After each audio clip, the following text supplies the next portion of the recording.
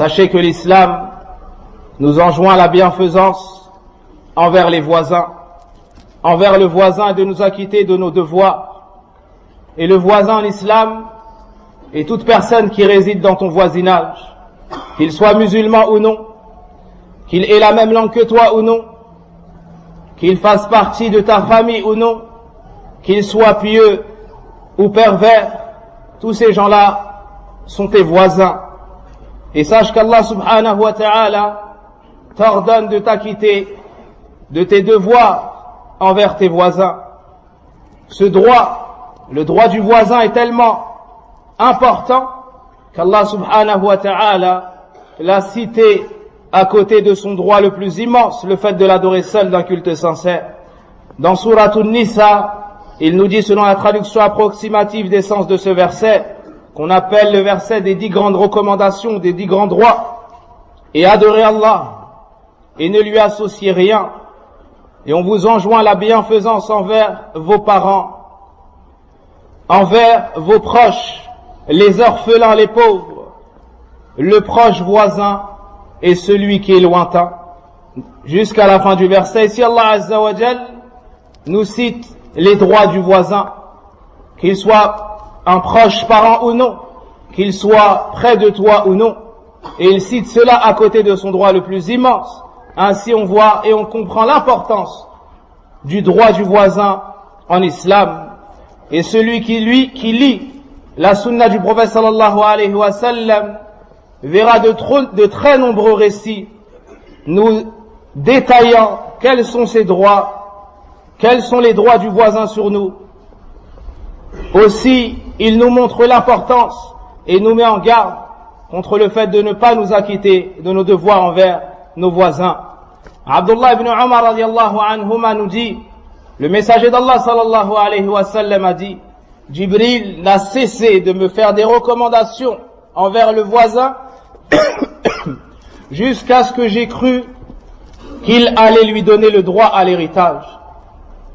C'est-à-dire, Allah Azza wa Jal, ou plutôt Jibril alayhi salam, n'a cessé de faire des recommandations au prophète sallallahu alayhi wa sallam envers le voisin jusqu'à ce que le prophète sallallahu alayhi wa sallam a pensé qu'Allah allait lui ordonner de lui transmettre le droit à l'héritage, qu'Allah allait ordonner à Jibril alayhi salam de transmettre et d'informer le prophète Mohammed sallallahu alayhi wa sallam que désormais le voisin aura une part de l'héritage. Ce hadith est suffisant pour nous montrer l'importance de ce droit et la place que ce droit doit avoir auprès de chacun d'entre nous. Et les droits des voisins sont multiples et nombreux. On les trouve dans les textes du Coran et de la Sunna. Mais les principaux sont premièrement le fait de ne pas nuire aux voisins, le fait de retenir toute nuisance, de ne pas toucher le voisin par quelque nuisance. Abu Huraira nous dit, le prophète sallallahu alayhi wa sallam dit, celui qui croit en Allah et au jour dernier, qu'il ne nuise pas à son voisin. Celui qui croit en Allah et au jour dernier, qu'il ne nuise pas à son voisin. Celui qui respecte cette parole prophétique aura démontré la véracité de sa foi en Allah subhanahu wa ta'ala et au retour vers l'au-delà. Il fut dit un jour au prophète sallallahu alayhi wa sallam que telle femme prie la nuit, jeûne le jour, elle dépense elle donne des aumônes, et elle fait, mais elle nuit à ses voisins avec sa langue. Elle nuit, elle fait du mal à ses voisins avec sa langue. Le prophète sallallahu alayhi wa sallam a dit, la khayra fiha, il n'y a aucun bien en elle. Elle fait partie des gens de l'enfer. Il n'y a aucun bien en elle, elle fait partie des gens de l'enfer. Alors qu'elle prie la nuit, elle jeûne le jour, des actions recommandées, elle les met en pratique, mais elle n'a pas accordé d'importance à ce droit, le droit du voisin. Elle nuit à ses voisins avec sa langue. Le prophète sallallahu alayhi wa sallam nous dit, il n'y a aucun bien en elle, elle fait partie des gens du feu. Puis on lui a dit, ou on lui dit, ô messager d'Allah, une telle prie que les prières obligatoires. elle dépense peu. Elle dépense peu, elle se contente de ses obligations et elle fait un peu plus. Et elle ne nuit à personne. Le prophète sallallahu alayhi wa sallam a dit, elle fait partie des habitantes du paradis. Elle fait partie des gens du paradis.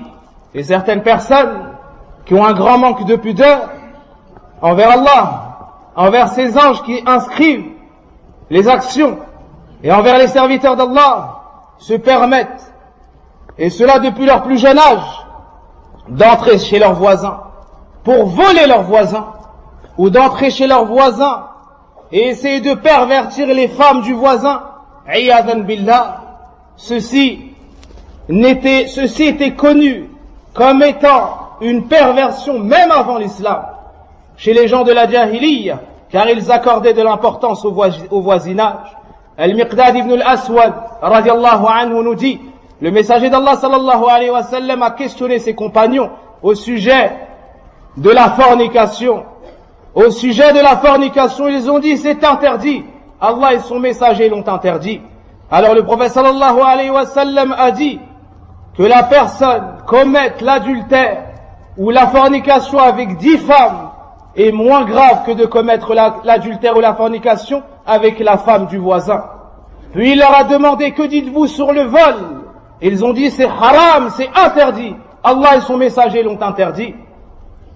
Le prophète sallallahu alayhi wa sallam leur a dit que la personne vole dans 10 maisons est moins grave que le fait de voler chez son voisin,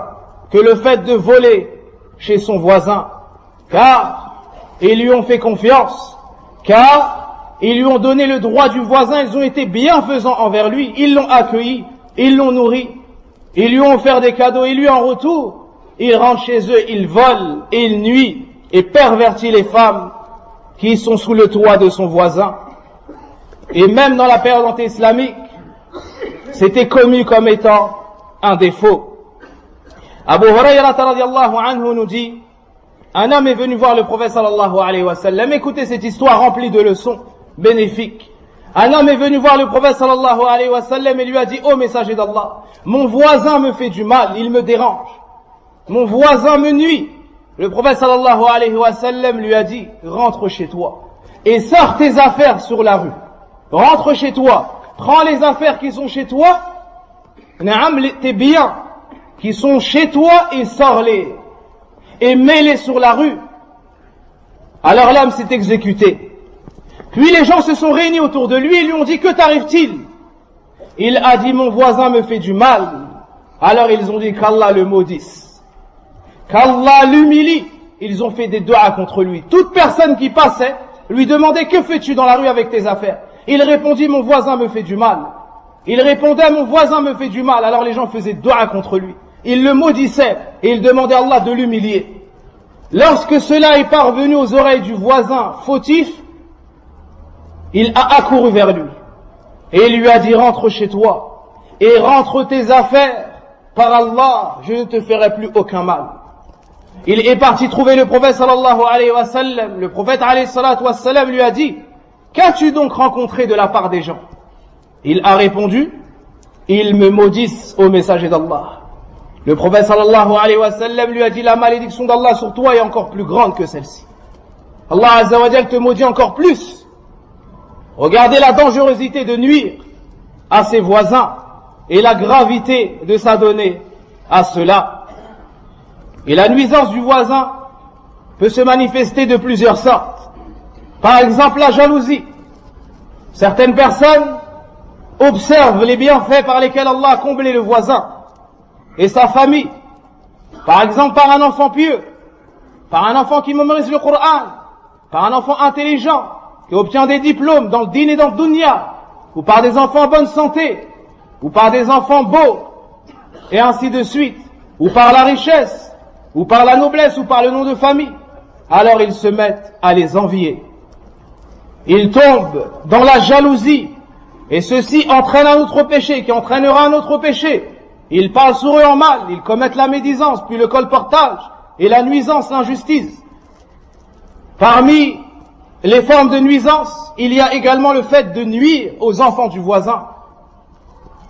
le fait de les agresser, de les frapper, de leur nuire, et ainsi de suite. Parmi les formes de nuisance, il y a la gêne. Le fait d'occasionner la gêne pour le voisin. Comment cela peut-il se produire? Par exemple, tu mets ta voiture devant sa porte et tu gênes l'accès à son domicile. Par exemple, tu mets tes ordures devant sa porte. Tu lui nuis par cela ou par les odeurs. Tout cela entre dans la gêne interdite. Parmi les formes de nuisance, le fait de faire du bruit, que ce soit tard ou que ce soit tôt le matin, en faisant des travaux ou même des choses bénéfiques. Plus encore, même en lisant le Coran, tu n'as pas le droit de nuire à ton voisin en élevant ta voix de par la lecture du Coran. Que dire alors de ceux qui nuisent à leurs voisins en écoutant des choses haram, comme la musique, en écoutant des choses haram?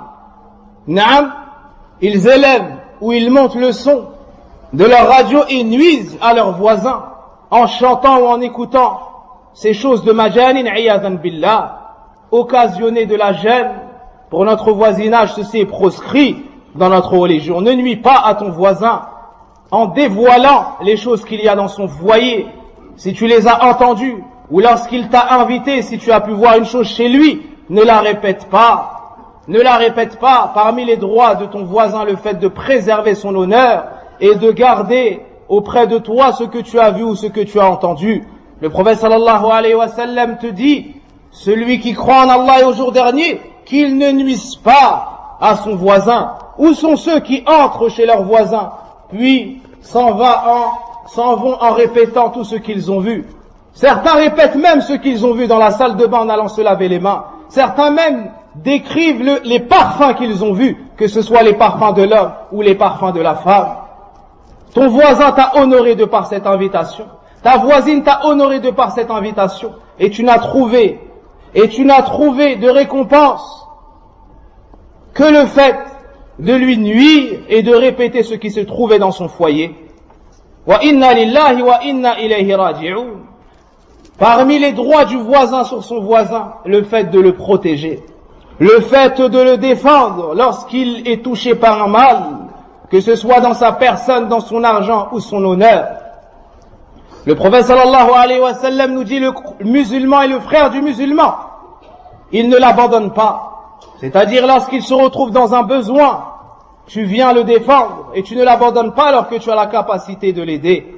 Et ceci faisait partie des qualités des Arabes avant même l'envoi du prophète sallallahu alayhi wa sallam. Et Antara nous dit dans son vers de poésie: wa inni la ahmi al-jara an kulli madhallatin. Et certes, je protège mon voisin de toute chose pouvant entraîner son humiliation. De toute chose pouvant entraîner son humiliation. Ainsi était-il. Certains préservaient tellement le droit du voisinage qu'ils accordaient même l'asile aux animaux.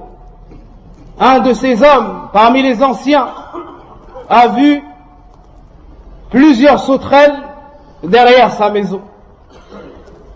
Il leur a donné le droit du voisinage et a interdit à ses voisins de chasser, de prendre et de capturer ou de chasser les sauterelles jusqu'à ce qu'elles partent de devant chez lui.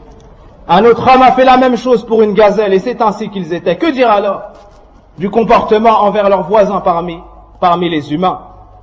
Et Abu Huraira radiallahu anhu nous transmet un hadith qui nous montre un autre droit de ton voisin qui est la bienfaisance envers lui.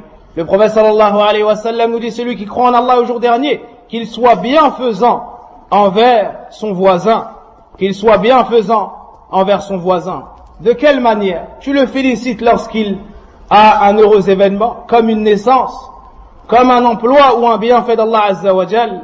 Tu lui présentes tes condoléances lorsqu'il a un décès. Tu te montres présent lorsqu'il a une tristesse. Tu dépenses de ce que tu possèdes lorsqu'il se retrouve dans le besoin. Tu lui offres des cadeaux et ne néglige rien du bien. Ne néglige rien du bien à un point tel que le prophète sallallahu alayhi wa sallam nous dit que celui qui est le plus en droit à ta bienfaisance parmi tes voisins, il dit cela à Aïcha radiallahu anha, est le voisin le plus proche de ta porte.